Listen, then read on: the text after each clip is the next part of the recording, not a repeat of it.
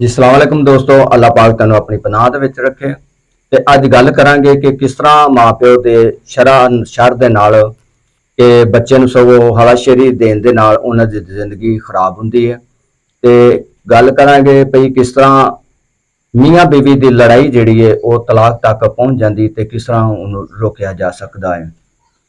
ते जे तुसीं जानना चाहते हो तो वीडियो मुकम्मल वाच करो ताकि तुहानू पता लगे कि गल कहानी है कि असल च। जिस तरह कि तुहानू पता है कि अजकल छुट्टियां जड़ियां बच्चों दी खत्म हो गई तो स्कूल का जिहड़ा निज़ाम चालू हो गया, जिहदे वास्ते माँ प्यो नू बहुत ही जल्दी उठ के ते उन्हां दी तैयारी तुरी करनी पैंदी है। ते कुछ घरां दे विच ते इह सिस्टम है कि जो कुछ करना है वो माँ ने ही करना है, जिहड़ा प्यो है उन्हें कुछ भी नहीं करना, या सुते रहना ते या होर ते होर काम करने ने ते या बहुता करेगा ते बच्चों नू छड्ड आएगा। ते इस हवाले नाल गल है कि कोई माँ सी वो अपने बच्चों नू तैयार करदियां उन्होंने स्कूल भेजदियां उन्हों का टिफन या नाश्ता वगैरह तैयार करदियां उन्होंने टाइम लग जाता है। उधर नाल ही उनके शोहर का जान का टाइम हो जाता तो वो उन्होंने कहता भी लिया रोटी दे नाश्ता दे, वो कहती कि नाश्ता सिर्फ 5-10 मिनट ठहर दो तो हुणे मैं तेन नाश्ता दे देनी। वह बंदा गुस्से च आ जाता है कि तेरी वजह तो वे मैं कितना लेट हो गया वा, तो उन्होंने तेन गुस्सा आता है। तो आती कि मैं कि वेली बैठी हाँ, मैं भी तो सुबह का उठ के बच्चों को तैयार किया, बच्चों का नाश्ता तैयार किया, बच्चों को स्कूल छड्ड के आई हाँ, तो हुण तुहाडे वास्ते तैयार कर रही हाँ।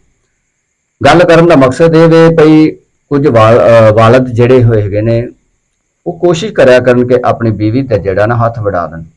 इहदे विच इह चीज़ ना सोचा करो कि कोई सानू देख लेगा तो आखेगा जी बुढ़ी दे थल्ले लगा है। ये चीज़ नहीं, क्योंकि बच्चे जिहड़े ने वो माँ प्यो दे हुंदे ने, दोनों दे हुंदे ने, दोनों दी जिम्मेदारी हुंदी है उन्हां नू पालना पोसना।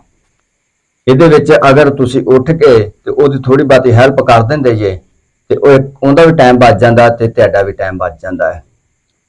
ते ਉਹ आपस ਚ लड़ ਪੈਂਦੇ ਨੇ।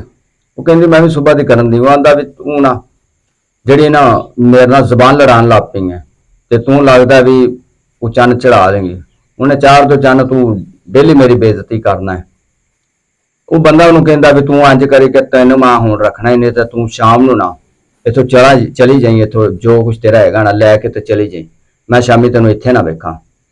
ਉਹ ਕਹਿ ਕੇ ਨਾ ਤੇ ਚਲਾ ਜਾਂਦਾ ਹੈ ਕੰਮ ਤੇ। ਹੁਣ ਕੀ ਹੁੰਦਾ ਹੈ ਕਿ ਉਹਦੀ ਬੀਵੀ ਜਿਹੜੀ ਗੁੱਸੇ 'ਚ ਹੁੰਦੀ ਹੈ, ਉਹ ਵੀ ਗੁੱਸੇ 'ਚ ਦਸਤੀ ਮਾਂ ਨੂੰ ਫੋਨ ਕਰਦੀ ਹੈ ਤੇ ਮਾਂ ਨੂੰ ਕਹਿੰਦੀ ਹੈ ਕਿ ਮਾਮਾ ਜੀ ਮੈਂ ਇਹਦੇ ਨਾਲ ਹੋਰ ਜ਼ਿਆਦਾ ਦੇਰ ਨਹੀਂ ਰਹਿ ਸਕਦੀ, ਲਿਆਦਾ ਮੈਂ ਘਰ ਆ ਰਹੀ, ਮੈਂ ਇਹਦੇ ਕੋਲ ਤਲਾਕ ਲੈਣੀ। ਹੁਣ ਇਹ ਜਗ੍ਹਾ ਤੇ ਜਿਹੜੇ ਮਾਂ ਦੇ ਬਿਆਨ ਸੀ ਨਾ, ਉਹ ਚੀਜ਼ ਹੈ ਕਿ ਜਿਹੜੇ ਬੱਚੇ ਨੂੰ ਉਹਦੀ ਜ਼ਿੰਦਗੀ ਖਰਾਬ ਵੀ ਕਰਦੇ ਨੇ ਤੇ ਉਹਦੀ ਜ਼ਿੰਦਗੀ ਬਣਾ ਵੀ ਦਿੰਦੇ ਨੇ।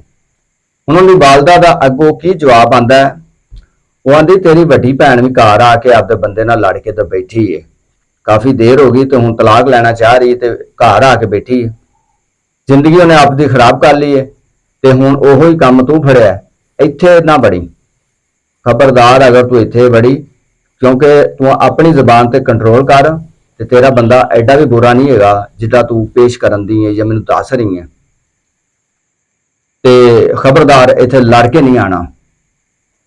खैर वो फोन कट देंदी है। हुण फोन कट्टण तो बाद वो सोचती है कि वाकई मेरा बंदा एडा भी नहीं बुरा हैगा ते गलती मेरी सी। वो आंदी कि गलती मेरी सी कि चलो मैं जल्दी जल्दी दे विच या थोड़ा होर टाइम नाल उठ पैंदी ते दोवें काम होर छेती हो जाने सन। वो आंदी हुण मैं की करा, हुण मैं इंज करनी आ कि मैं कोई उहदे फेवरेट जिहड़ी पसंद दी डिश है वो बनानी आ ताकि मैं वो खुश हो जाए।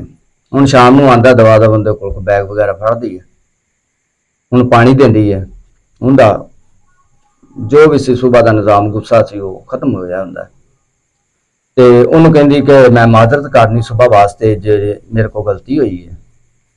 ਹੁਣ ਇੱਕ ਪਾਸੇ ਅਗਰ ਬੰਦਾ ਗਲਤੀ ਨੂੰ ਤਸਲੀਮ ਕਰਦਾ ਨਾ ਤੇ ਕੁਦਰਤੀ ਤੌਰ ਤੇ ਅੱਲਾਹ ਪਾਕ ਦੂਸਰੇ ਸ਼ਖਸ ਦੇ ਵੀ ਦਿਲ 'ਚ ਪਾ ਦਿੰਦਾ ਹੈ ਕਿ ਨਹੀਂ ਯਾਰ मैं गलत हाँ। ਹੁਣ ਇਹੋ ਚੀਜ਼ ਅਗਰ ਇਹਨੇ ਤਸਲੀਮ ਕੀਤੀ ਸੀ ਤਾਂ ਉਹਦੇ ਸ਼ੋਹਰ ਦੇ ਦਿਲ 'ਚ ਵੀ ਆਈ ਕਿ ਯਾਰ ਅੱਜ ਮੈਂ ਗਲਤ ਕੀਤਾ ਹੈ, ਆਪਣੀ ਬੀਵੀ ਦੇ ਨਾਲ ਜੋ ਰਵੱਈਆ ਕੀਤਾ ਹੈ ਮੈਨੂੰ ਉਹਦਾ ਹੱਥ ਵੰਡਾਉਣਾ ਚਾਹੀਦਾ ਸੀ, ਨਾ ਕਿ ਇੰਝ ਬੋਲਣਾ ਚਾਹੀਦਾ ਸੀ।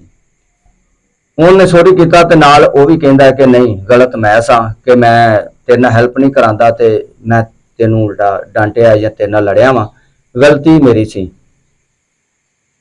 ਉਹ ਇੱਕ ਦੂਜੇ ਕੋਲ ਸੋਰੀ ਕਰਦੇ ਨੇ। ਤੇ ਗੱਲ ਕਰਨ ਦਾ ਮਕਸਦ ਇਹ ਹੈ ਕਿ ਅਗਰ ਉੱਥੇ ਉਹਦੀ ਮਾਂ ਕਹਿ ਦਿੰਦੀ ਕਿ ਪੁੱਤਰ ਆ ਜਾ ਤੂੰ, ਤੇ ਉਹ ਹੋ ਜਾਂਦੇ ਜਜ਼ਬਾਤੀ ਫੈਸਲੇ। ਤੇ ਜਜ਼ਬਾਤੀ ਜਿਹੜੇ ਫੈਸਲੇ ਨੇ ਨਾ, ਉਹ ਇਨਸਾਨ ਦੀ ਜ਼ਿੰਦਗੀ ਜਿਹੜੀ ਬਰਬਾਦ ਕਰਕੇ ਰੱਖ ਦਿੰਦੇ ਨੇ।